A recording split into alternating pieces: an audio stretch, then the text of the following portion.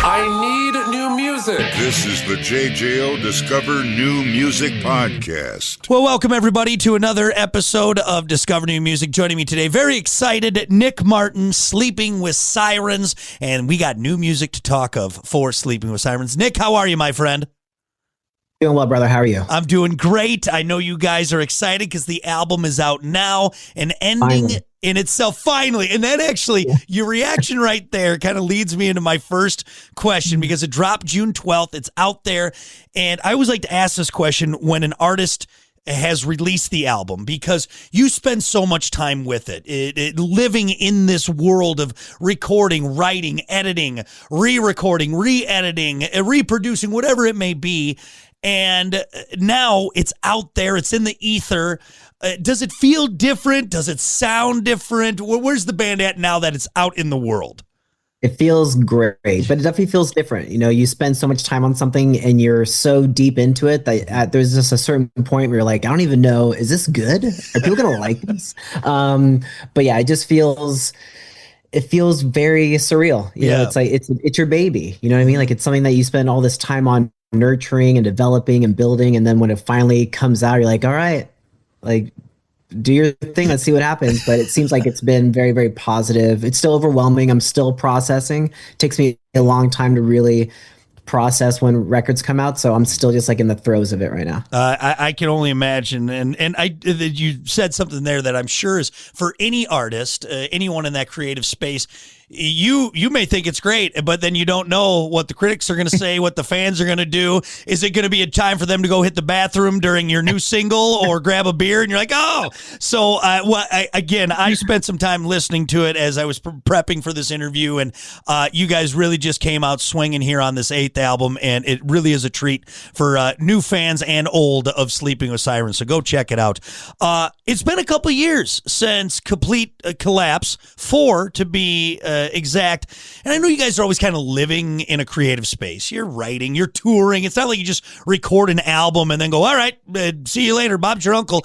With that gap in records, though, is there kind of a reset, or is it like hopping on that proverbial bicycle and just you're off? Maybe walk us through getting in the mindset for an ending in itself and how you guys got back to that let's make an album mind.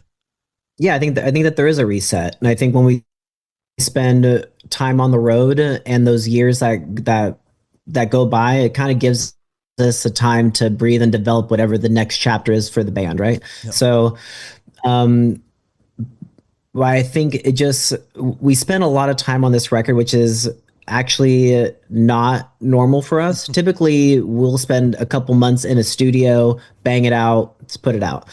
With this, we spent a lot of time on it. We wrote songs in Philadelphia for a while and then sat with that for a minute, wrote more in Philadelphia after that, sat with that. I think it was just really important for us. I think what we learned through all like the years of touring was let's take our time. Like let's let this breathe. Let's build a connection to what we're doing. Not that we didn't have that previously, but like, can we go deeper? Yeah.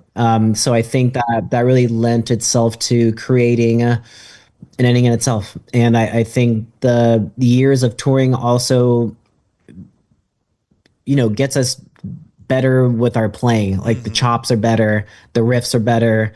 We're kind of dialed in more. We're understanding each other and where we're all at creatively. And that just, like I said, just really lent itself to writing this record. And I think it was great that we took our time with it. We were patient with it, but I'm also so impatient at the same time. So it felt good to finally get to the end goal there and get this record out. Yeah, when you're young and you're full of piss and vinegar and you can go on very little sleep and everything, but I not to put words in your mouth, but maybe just a more mature, slowed down approach to this latest record. That's it. Yeah. And I think that was really Kellen, our singer. That was what he really wanted to drive home on this. He's like, let's take our time. Like, let me sit with the lyrics longer. Like, let me sit with these parts and dig through a lot more. I think that, for him specifically, he went through a lot in his personal life over the last year and a half. So he had, obviously a lot to say, but I think he also had a lot to process. And I think that really is what showed through in his writing on this record, was that he wanted to process what he was going through, but also process that through his art. He's so good at what he does when he does that.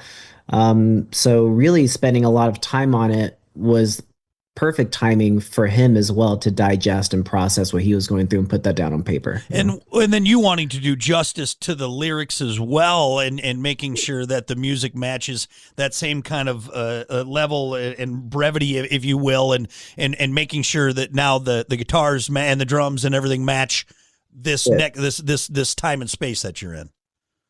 100,000%. You nailed it. Yeah. And that was so important to us. You know, it was important for everyone to shine, for us to build this great foundation for Kellen, for our drummer to build a foundation for us, but for me to, you know, to build on what our drummer was doing. Like the collective was there. And that was just at the forefront of creating just what we feel like is our best record we've ever created. So. And you know, I think sometimes that can be hard for an artist to say, because you don't want to seem cliche or like, oh, rest for our stuff. But I'm excited to hear, and again, listening to the album and this next kind of phase for the band here as we, you know, approach 20 years. You're not terribly far off on that for a band, which is crazy.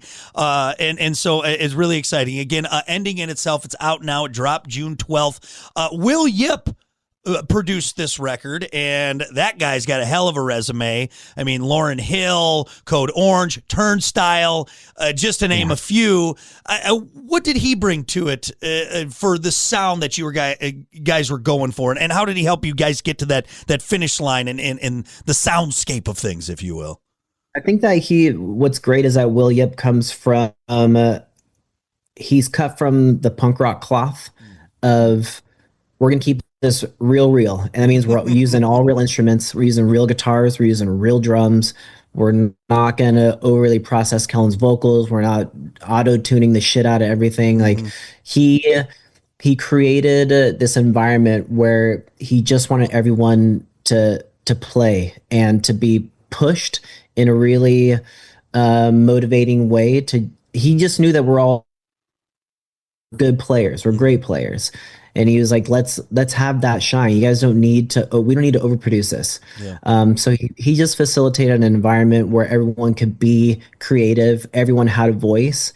But he's also a person that will say in the most like loving way, you working on something, like, I think we can do better than that. Yeah. And he pushed us in really, really healthy ways. And I consider him a brother at this point. Like, you know, we all bonded and got so close with him in the studio, which just makes for a fun environment, right? Like I think we've had previous experiences working on records where it was over the top stressful. And at the end of the day, it's like, we're just writing music. It shouldn't be. Like, we should be coming to the studio every day, having fun, laughing, enjoying being around each other. And he did a great job of making sure that we were doing exactly that. Yeah. And he would call it out if we weren't. And we needed that. And he's just, you mentioned his discography. He's so well versed in hip hop, but in punk rock and in hardcore. And he just has such a wide range of an ear that really lent itself to creating this record that allowed all of our influences to like gel together somehow, some way. He's brilliant. I love it, man. Really, really brilliant. If you want to get a little taste of that, and of course the rest of the guys, you can do that now, because An Ending in Itself is out, and it really is a treat. Super excited for number 8 from you guys, and now we'll all be living it and seeing you on tours and doing all that fun stuff. I used to ask kind of the last question I would do, and we'll do rapid fire here before I let you go, because I know you guys are busy getting all this fun information out, doing this fun radio row that you guys have to do. I used to always ask, what's your favorite track? But that's kind of a hard one to ask. So instead, I've reworked it.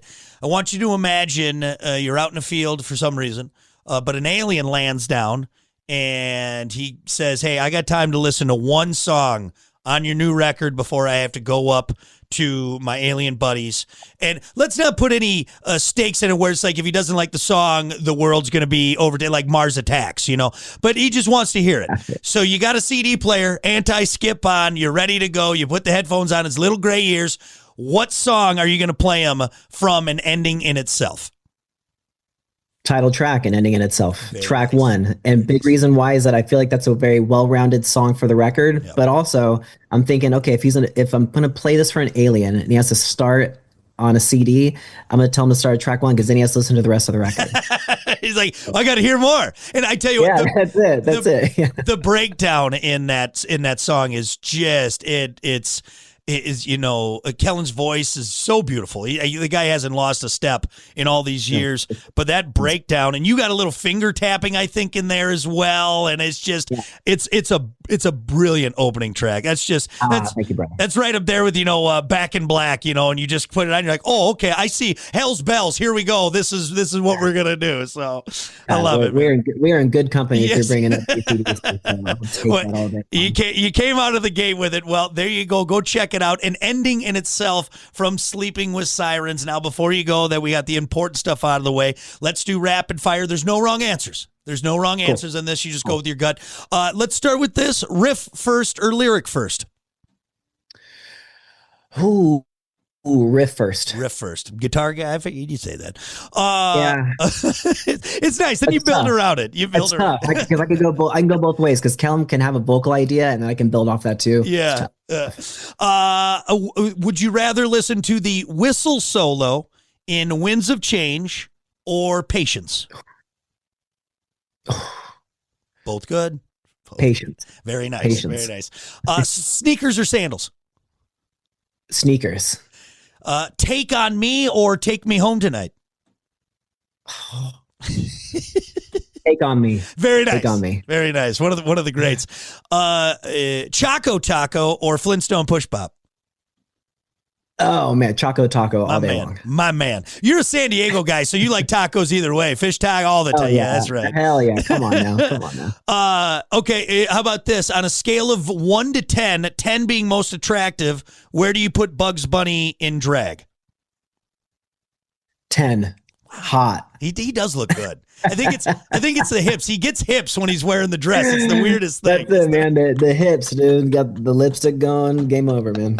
All right, last one. And now that he's gone, this one is a little bit heavier. R.I.P. Chuck Norris. But would you rather take a Chuck Norris roundhouse at 100% power or a Mike Tyson punch at 50% power?